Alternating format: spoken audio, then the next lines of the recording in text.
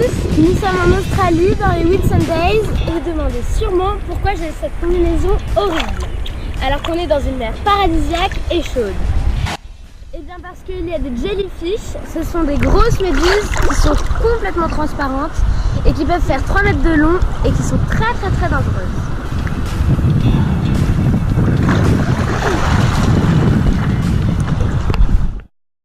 Nous arrivons aux États-Unis en septembre. Aux États-Unis, il y a 50 États, ce qui explique pourquoi le drapeau américain a 50 étoiles.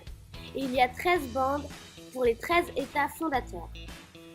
La Californie s'étend le long de l'océan Pacifique, avec de longues plages et de grosses vagues. La Californie est un État à part, plus riche que la moyenne. Là-bas, les gens font attention à leur bien-être et font beaucoup de sport. Les deux plus grandes villes de Californie sont Los Angeles et San Francisco. Los Angeles est une immense ville très étendue avec plusieurs quartiers connus comme Hollywood, Santa Monica et Venice Beach. Venice Beach est une attraction avec son fameux skatepark, le bodybuilding et le surf. Mais à Los Angeles, il y a aussi des quartiers plus pauvres, avec beaucoup de sans-abri qu'on appelle les homeless. Nous avons beaucoup aimé Huntington Beach, au sud de Los Angeles. C'est beaucoup plus calme et familial. C'est la ville du surf.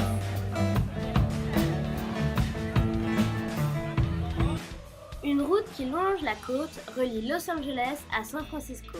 C'est la Highway 1. Elle était fermée pendant longtemps à cause d'éboulements et a récemment réouvert. Nous avons donc décidé de la remonter. Nous avons ainsi découvert de très belles villes, comme Santa Barbara, Pismo Beach, Morro Bay et Monterey.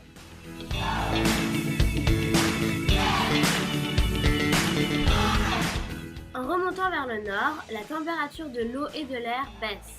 On se retrouve face à des colonies d'éléphants de mer. Ils viennent dans ces eaux chaudes pour donner naissance aux bébés et leur donner des forces avant de repartir dans le froid. Nous arrivons à San Francisco. On dit souvent que San Francisco est la plus européenne des villes américaines. C'est vrai qu'on s'y sent bien. Et eux aussi ont l'air de s'y plaire. Ce qui caractérise San Francisco, ce sont ses rues très pentues, avec de magnifiques vues sur la mer et son fameux pont rouge, le Golden Gate. Golden Gate signifie porte de l'or, car la ville de San Francisco a été créée par des chercheurs d'or. Les Américains ne parlent pas beaucoup politique, mais on voit constamment Donald Trump à la télévision. Les journalistes le critiquent beaucoup et il répond toujours en disant « fake news », ce qui veut dire « mauvaise information ». Aux États-Unis, le port d'armes est autorisé, car c'est le 2e amendement de leur constitution. N'importe qui peut donc avoir une arme sur lui ou dans sa boîte à gants, ce qui n'est pas très rassurant. À quelques kilomètres de San Francisco se trouve la Silicon Valley. C'est là que se regroupent les entreprises les plus pointues en nouvelles techno, comme Google, Facebook, Apple, Uber ou Snapchat. Nous quittons le continent américain pour rejoindre l'Océanie en octobre. La Polynésie est constituée de 5 archipels, les Marquises, les Tuamotu, les Gambiers, les atolls et la Société. Nous passons 3 semaines en Polynésie. La Polynésie est un territoire français. Nous sommes au bout du monde et pourtant les gens parlent français, mais ils parlent aussi tahitien. Ya Orana pour bonjour, Maruru pour merci et Nana pour au revoir. Nous avons découvert les îles de l'archipel de la Société, en commençant par Tahiti.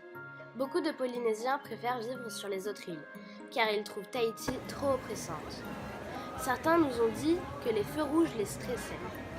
Dans la plupart des îles, il n'y a qu'une route circulaire, qu'on prend dans un sens ou dans l'autre, alors que Papeete, à Tahiti, ressemble plus à une ville. Pour nous déplacer d'île en île, nous prenons l'avion, et parfois, le vol ne dure que 10 minutes. À Bora Bora, il y a même une île uniquement pour l'aéroport.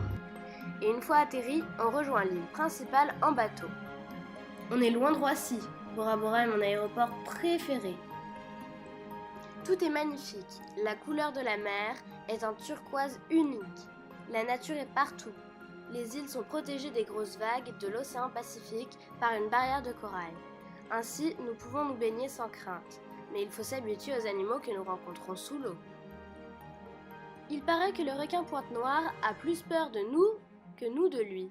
Ça vous rassure? La température de l'eau est idéale. Nous passons des heures à nager dans les jardins de corail et à observer les poissons multicolores nager avec les raies et les tortues. Quel bonheur de se réveiller le matin avec des dauphins sauvages qui nagent et sautent face à nous. Nous vivons un moment incroyable en haute mer à Moorea. Nous espérions voir des baleines et nous nous retrouvons finalement à pouvoir nager à leur côté. Les baleines viennent accoucher de leurs bébés dans les eaux chaudes de Polynésie. Nous nous sentons tout petits à côté de ces mammifères de 30 tonnes. Ici, une baleine, son baleineau et un mâle qui chante pour la charmer. Écoutez le chant du mâle. Incroyable, non ?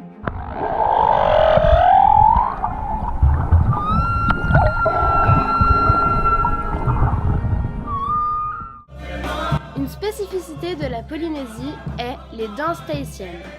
Maman, Toscane et moi, on tombe sous le charme et nous prenons des cours avec des tahitiennes. C'est super dur car il faut réussir à bouger les hanches sans bouger le buste. Ces danses sont le reflet de leur culture. Elles racontent une histoire à la fois très douce et ronde par moments. Elles deviennent aussi rythmées et intenses. Chaque mouvement a une signification précise. Pour un spectacle, chaque danseur doit créer son propre costume. Nous avons visité une plantation de vanille. J'ai découvert que la vanille avait besoin de l'intervention de l'homme pour se développer, ce qui explique pourquoi les gousses de vanille sont si chères. Un autre symbole de la Polynésie est la fleur de tiare. Beaucoup en portent une derrière l'oreille, même certains hommes. Nous aurions aimé rester plus longtemps à Tahiti et regrettons d'en partir.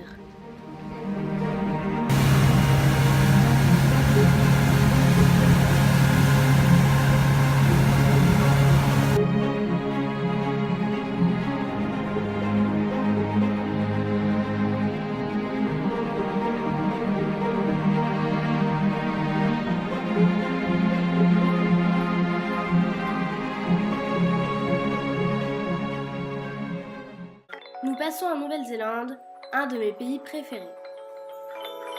Les premiers habitants de Nouvelle-Zélande sont arrivés de Polynésie vers 1100. Ce sont les Maoris. Puis les Anglais ont colonisé la Nouvelle-Zélande en 1600. Depuis, la reine d'Angleterre est aussi la reine de la Nouvelle-Zélande. Et comme en Angleterre, la Nouvelle-Zélande a son Premier ministre. C'est d'ailleurs une Première ministre. En plus, c'est la deuxième fois qu'une femme est élue Première ministre en Nouvelle-Zélande. Et la Nouvelle-Zélande est le premier pays à avoir accordé le droit de vote aux femmes, en 1893, 50 ans avant la France.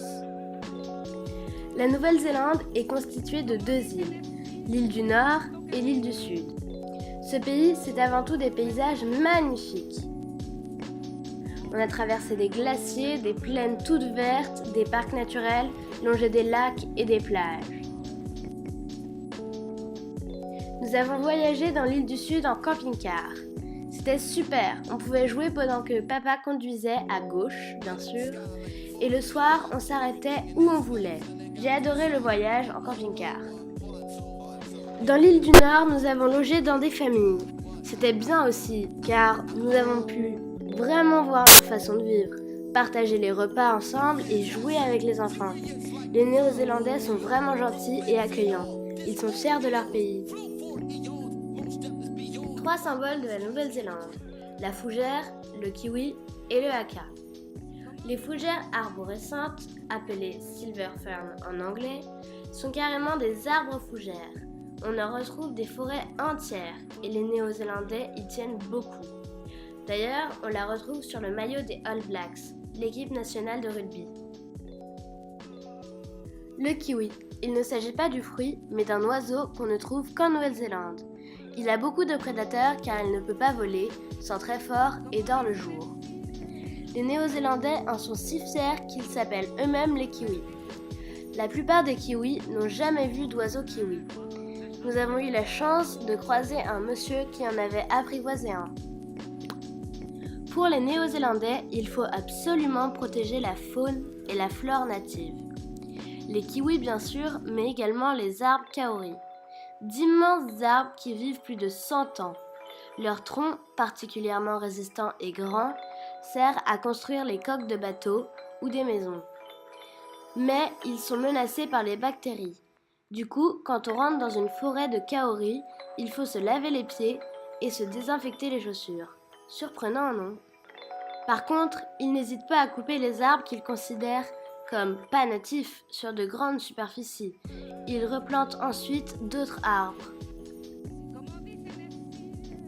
Bien sûr, les Maoris sont encore présents en Nouvelle-Zélande. On ne les voit pas beaucoup, mais ils sont reconnaissables à leurs tatouages. Les femmes portent souvent un tatouage sous le menton et certains hommes sur une partie du visage. Une tradition maori encore très présente en Nouvelle-Zélande est le haka. Chaque tribu maori avait son propre haka. Cette danse rythmée et violente était pratiquée avec les yeux révulsés et la langue sortie. Elle introduisait le combat pour déstabiliser et intimider l'adversaire. Celle des All Blacks est connue avant chaque match de rugby. Mais le haka est aussi repris dans tous les spectacles scolaires de fin d'année. On a essayé, mais on fait pas très peur. À Kekora, dans l'île du Sud, nous avons eu la chance de nager avec des dauphins de ski, qui sont très joueurs. Par contre, l'eau était très froide, à 13 degrés. Heureusement, nous avions des combinaisons. Dans ce pays, nous avons fait beaucoup de rencontres. Léna, Lou et leurs parents, une famille de Français qui faisaient le tour du monde comme nous, mais dans le sens inverse. On s'est super bien entendus. Grande et Nanette, qui nous ont accueillis chez eux à la ferme. Nous nous sommes beaucoup amusés avec Tyler et Kate, leurs 2 enfants maoris. Enfin, Colin, Gillian, Bill et Maurice, qui ont eu la gentillesse de nous accueillir quelques jours chez eux. Enfin, 5 mois après notre départ, nous avons retrouvé notre grand-père qui est venu de l'autre bout du monde pour nous voir pour la fin de la Nouvelle-Zélande et le début de l'Australie. Il nous a demandé ce que ça faisait de marcher la tête à l'envers. Ah, au fait, on a retrouvé Jean-Claude, mais il s'étend en brun.